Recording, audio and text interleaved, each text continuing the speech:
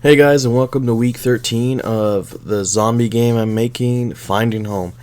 Alright, so again, I was mentioning before, this is probably the last week I'll be working on this first town area. I'll be moving to the factory next week, and hopefully getting some stuff done there.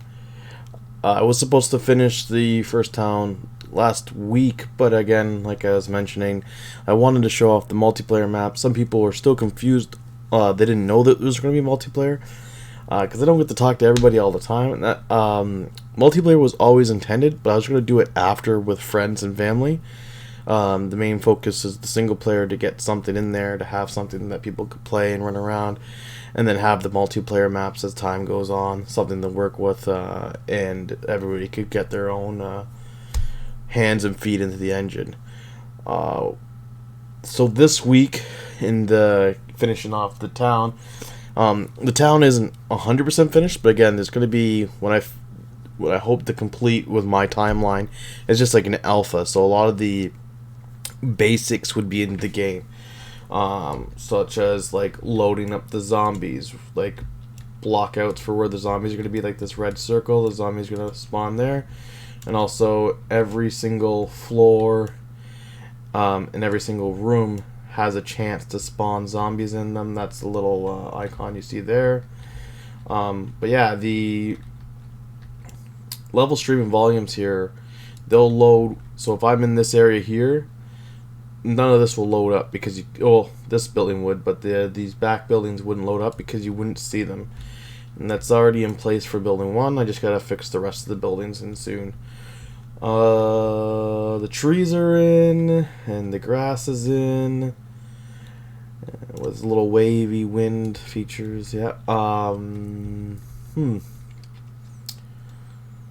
Yeah, that did take a lot of work, so that was what I've been working on most of the week. The only other thing I was working on is the last feature of my game, which of course is the main character. The main character, again, was kind of planned so people could adjust, because there will be a multiplayer mode. You don't want everybody to look the same.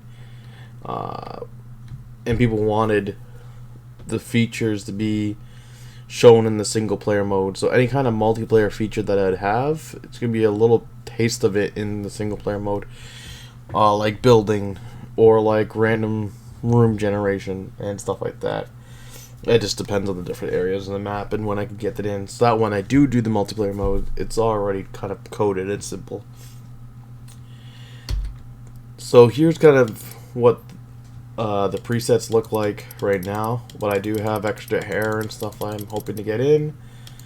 You could do nose, small curves, mouth shapes,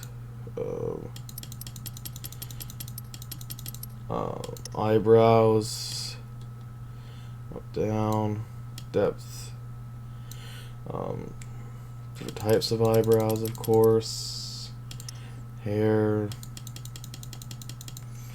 mustache, beard,